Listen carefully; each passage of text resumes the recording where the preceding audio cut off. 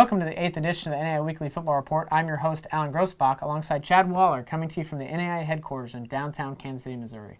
And you know, Alan, as we're hitting the stretch run, we got 2 regular season weekends left, and really, if you break it down in all 10 of our conferences, anything's up for grabs around the NAIA football scene. You're right. I think 9 of the 10 leagues, it's within a game and a half, so it's a lot of fun as we go down the stretch run. Each week in the show, we take a look back at last weekend's games, go behind the scenes of the top 25, look at some key games for the upcoming week, highlight any milestones, and showcase any feature stories that come from us from around the NAIA. We kick off today's show with a look back at last weekend's games. And I'm going to start, Alan, with the NAIA game of the week between 2 Heart of America Athletic Conference powerhouses in number 12 Missouri Valley and number 9 Peru State. With the game tied 14-14 late in the fourth quarter, Missouri Valley quarterback Bruce Reyes connected on a 54-yard touchdown strike to Darian Turk to lift the Vikings to a 21-14 win. What's interesting about that play was it was a 4th down play at the Missouri Valley 46. So without a conversion, Peru State would have gotten the ball at the Missouri Valley 46-yard line and a little time left to try to break that. It would have been a tie. So big play by Reyes, the Missouri Valley offense. And individually speaking, Reyes did end the game 19 for 31 for 326 yards and 2 touchdowns to lead the Missouri Valley offense. The Vikings also had a strong production out of running back James Tillman, who set a season high with 117 yards, including a 2-yard touchdown to cap Missouri Valley's opening possession to start the game. However, turnovers did plague Missouri Valley throughout as the Vikings turned the ball over 4 times, one of which led to Peru State's 2nd touchdown.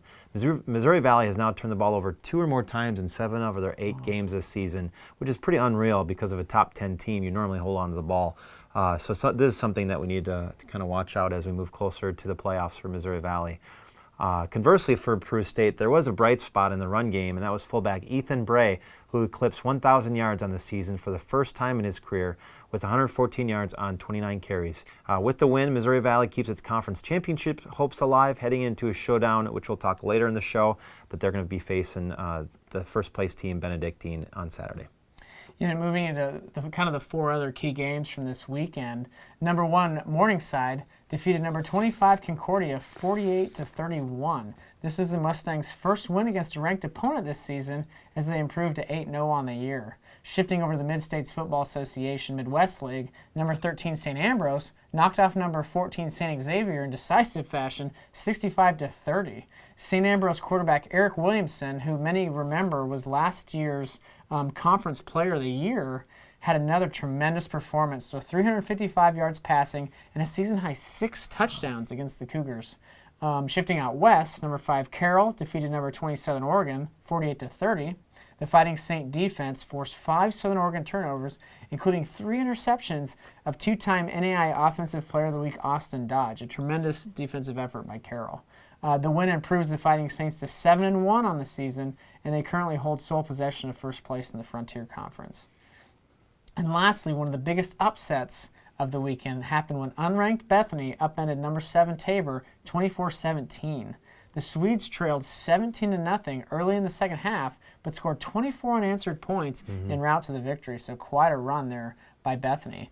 The win was only Bethany's 2nd of the season, while the Braves fall to 7-2 overall and are now 1 game behind the KCAC leaders. Yeah, that was definitely a surprise, I think, as we both would agree. But I think one thing that stuck out to me was a game that you talked about with St. Ambrose, just in my mind, just dominating St. Xavier, who gave up 65 points, but could be offense is a little bit better in that game with quarterback Williamson, who's just been dynamite this year. So he's been a big highlight. You're exactly right. Williamson has been a special player all year, and really the last 2 years at least. I think he's in his 3rd year as the starter at St. Ambrose. I could be wrong on that, but I know at least the last 2 years he's been a tremendous talent for the Bees. Moving to this week's top 25 and starting off with the group 16-25. The only newcomer in the entire poll this week was number 24, Robert Morris. The Eagles had a bye this past weekend, but if you remember 2 weeks ago, they knocked off then number 4, St. Francis, and that's really what propelled them to their first ranking since September 30th. Robert Morris replaced Concordia, Nebraska, who reached as high as number 14 after starting the year 6-0, but they've lost 3 straight and causing them to fall out of the poll. Number 22, Bacone, out of the Central States Football League, moved up 2 spots this week, inching ever closer to that coveted top 20 spot that's needed to earn a berth in the football championship series. Bacone is home in its biggest game to date as they host Langston, who is currently tied with the Warriors for first place in the CSFL. And lastly, a notable decline within that grouping is number 23, St. Xavier. The Cougars fell, as we mentioned, to St. Ambrose this last weekend, and that dropped them pretty handily in the poll. And a big note on that is they started the year at number 4 in the preseason top 25. They might not make the playoffs because of that drop, because of that top 20 threshold. Yeah, they dropped 9 spots in that big loss to St. Ambrose, and you're right. Serious jeopardy of not being within the top 20 that we've talked about, and they're almost falling out of the conference race, but they're not even in the top 20 anymore, so serious jeopardy. Now I'm going to turn our attention to teams ranked 6 through 15 in this week's coaches poll. And Tabor, who was the victim of one of the biggest upsets this past Saturday, fell 7 spots to number 14. And now also we talked about Missouri Valley in that big win. They improved 2 spots and got back within the top 10 after that 21-14 victory in the NAIA game of the week over Peru State. Number 12, Faulkner, was one of the best improvements among all groups this week in the poll, and they enjoy their highest ranking of the season. The Eagles are riding a 4-game win streak after their 66-14 bombing of Belhaven this past weekend. And what's crazy is they, in their 4-game winning streak, own a 41-plus scoring margin during their last 4 games. So quite the scoring outburst by Faulkner and the Eagles. Yeah, and one thing about Faulkner is, as some people may have forgotten because he didn't have quite as a year as he did the previous, is they're led by quarterback Josh Hollingsworth. And I believe it was 2 years ago he set the NAIA record for either passing yards or total offense. It might have been both, for throwing for something around 700 yards in a single game against Union, Kentucky. So a very special player. I think of him as an Austin Dodge style player that if you let him sling the ball, he's going to put up yards and he's going to score points. It should be a fun team to watch as we wrap up the rest of the year. And moving into the top 5 now, as expected, they remain the same for the 3rd time in the last 4 polls. Morningside out of Sioux City, Iowa, continues to dominate the top 25 with their 9th straight number 1 ranking. This is the 8th consecutive time the Mustangs have been the unanimous pick. Up next for Morningside is number 19 Northwestern, arguably their toughest test of the season, and that's on Saturday. The Mustangs have wrapped up at least a share of the GPAC regular season title and can claim the outright title with a win in that contest. 3 of the other 4 top-ranked teams continue to be unbeaten along with Morningside, who's at 8-0. Number 2, Cumberland's, they're 8-0. Number 3, Grandview is 9-0. And number 4, Benedictine is 9-0. Rounding out the remainder of the top 5 is Carroll for another week, and they are currently at 7-1 in the Frontier Conference and hold a 1-game lead over the 2 second-place teams. Yep, and now I'm going to kind of break down our conference races, the 10 leagues out there that we've got 2 regular season games left, and I'm going to start with the Central States Football League. And we've got 2 teams right now, Bacone and Langston, tied atop the conference standings with 3-0 records. And really it'll come down to this weekend when both those teams play each other as Bacone hosts Langston. And a key note about this league is that Bacone is ranked just outside the top 20, like we just mentioned earlier, and need to climb 2 places to get within the top 20 to qualify for that automatic berth. So we'll see if the Central States Football League is going to have a representative, but they've got to have at least one of their teams inside the top 20. Yeah, one important thing to think about for that league as a whole is if Langston wins that game, it likely knocks Bacone down at least a few spots, if not completely out of the top 25, almost eliminating a chance for one of our more historic leagues to get a representative in our football championship series.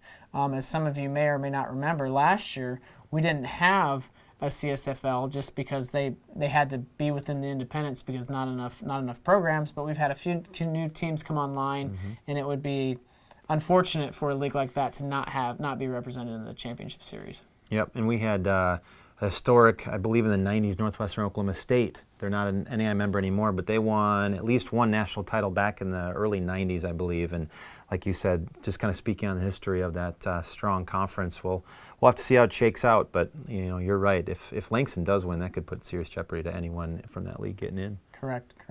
And speaking of strong conferences, let's jump out west to the Frontier Conference, which many could argue is one of the stronger, if not strongest, leagues in the NAIA. Of course, we could say that for a few of these different conferences. And currently, as we stated, number 5, Carroll, who's at 7-1 in the Frontier Conference, holds a 1-game lead over Rocky Mountain and Southern Oregon, who are currently tied at 6-2 in the league. The Fighting Saints host Rocky Mountain at noon on Saturday in Helena. This is the second meeting between these two teams. And Carroll won the first meeting in Billings 24-17. So Carroll's already picked up the road win. Yeah. The question is, can they take the home win and sweep that series against Rocky Mountain? And I want to think about if Rocky does win and both teams are then head-to-head, they're 1-1 against each other, what's the Frontier Conference tiebreaker and who would be the regular season winner? I believe what it comes down to next is defensive points allowed. And I'm not certain if that's defensive points allowed against like opponents or defensive points allowed for the entire season. I have to do a little more research on that. But I believe that is their next criteria. So we'll have to wait and see what happens on Saturday. Maybe we can talk about next week's show if it happens that way with Rocky. Exactly. Okay, now Great Plains Athletic Conference. I'm going to talk about, like we've mentioned many times throughout the show, Morningside, undefeated, #1 ranked team. They secured at least a share of the GPAC regular season crown with the win this past weekend against Concordia. And that conference title, at least a share of it's their third straight conference title. So Morningside continues to roll in that league. The top-ranked Mustangs do have 2 games left. And you had mentioned it. They have, on Saturday, have number 19 Northwestern, and then they play Doane in the final regular season weekend. Yeah, Morningside has been top class in the GPAC all season long. They currently hold a 2-game lead over second place, who's actually Northwestern. Mm-hmm. Many people have questioned how tough Morningside's schedule's been this year, but really what it comes down to is they're undefeated. They're 8-0. Mm-hmm. So a lot of talent on the field there. If they win out, they're likely the #1 seed in the football championship series and really setting themselves up well for a playoff run. Yeah, because you're right. Morningside stepped up every week. They could trip up any weekend regardless of any opponent, as we've seen in other conferences, but Morningside continues to roll and definitely a #1 ranked team in my mind. Right. Coming a little farther south into the Heart of America Athletic Conference, this league kind of shapes out a lot like the Frontier Conference, where Benedictine, who's #4 in the NAIA right now, holds a 1-game lead over Baker and Missouri Valley. The Ravens are one of 4 unbeaten teams remaining and currently hold a head-to-head advantage over Baker as they defeated the Wildcats 42-28 on September 21st. Benedictine and Missouri Valley play on Saturday, and this game will likely decide whether Benedictine is the outright conference winner or if they have to share that title with Missouri Valley. Yep, great showdown this Saturday in the Heart of America Athletic Conference. And now in the Kansas Collegiate Athletic Conference, it's a mess. It's a lot of teams, and we're going to try to break down who's leading, but we've got 3 teams tied for #1 in the KCAC. Friends, Ottawa, and Sterling. They're all tied at 6-1, and partially that's due because Tabor, who was tied at the top with those 3, Tabor lost this last weekend that we talked about. So Tabor's in technically 4th place at 5-2 in the KCAC.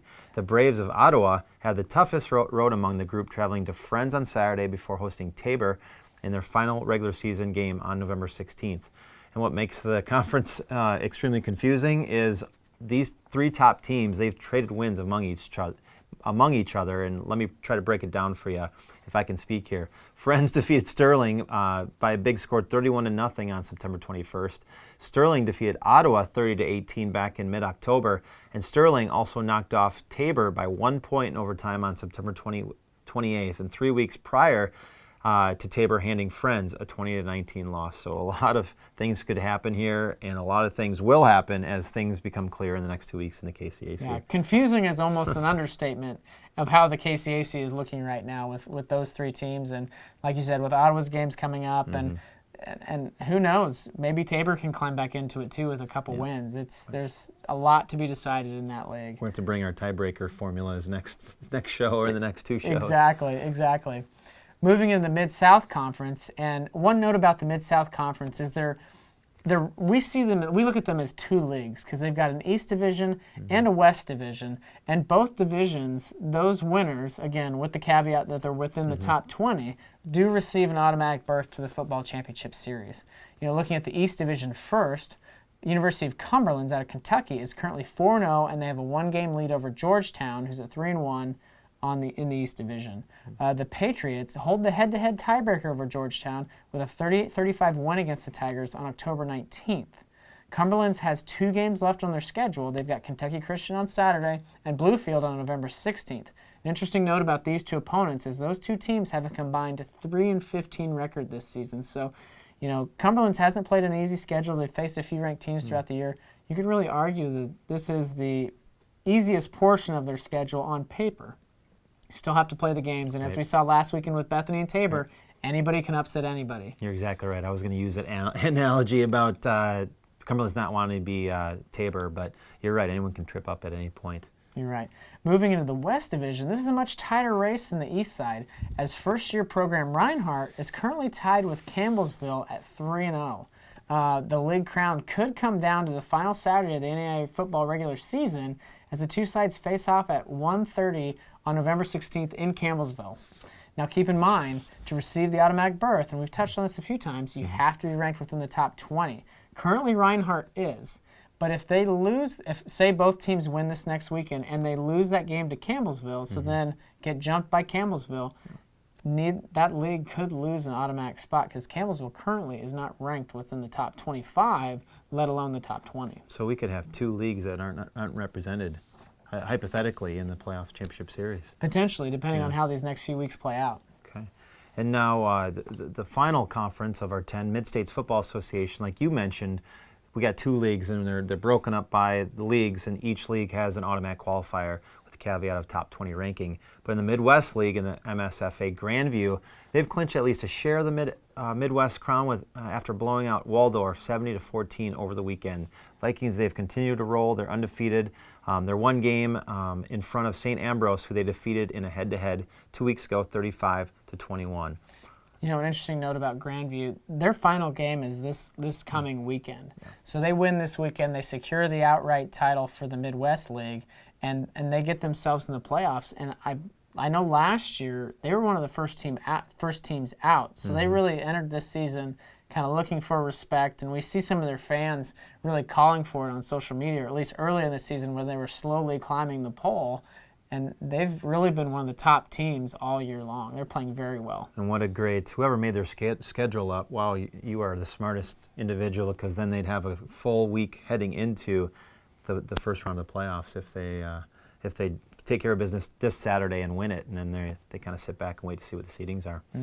Now looking at the Mid-East League in the MSFA, 3 teams are within striking distance, and currently St. Francis of Illinois is 4-1, and they hold a half-game lead over St. Francis of Indiana at 3-1 and Marion at 3-1. St. Francis of Indiana, though, they beat St. Francis of Illinois earlier this season and can likely claim the automatic berth to the FCS with a win against Marion on November 16th. So the two St. Francis, obviously, up in that league standings. You still got Marion, but Marion won the national title last year. They could have serious jeopardy of not even making the playoffs this year again. Right. You kind of touched on it briefly earlier. If they don't make the playoffs and say St. Xavier doesn't jump up a few spots over the next couple weeks, we could have our last 2 national champions not in the FCS. And I would have to look back in our record books to know the last time that happened.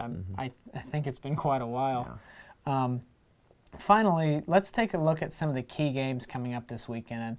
And most, if not all of these, we've touched on already. And the first one is number 1 Morningside goes to number 19 Northwestern. Then we've also got number 4 Benedictine traveling to number 10 Missouri Valley. Number 7 Rocky Mountain going to number 5 Carroll.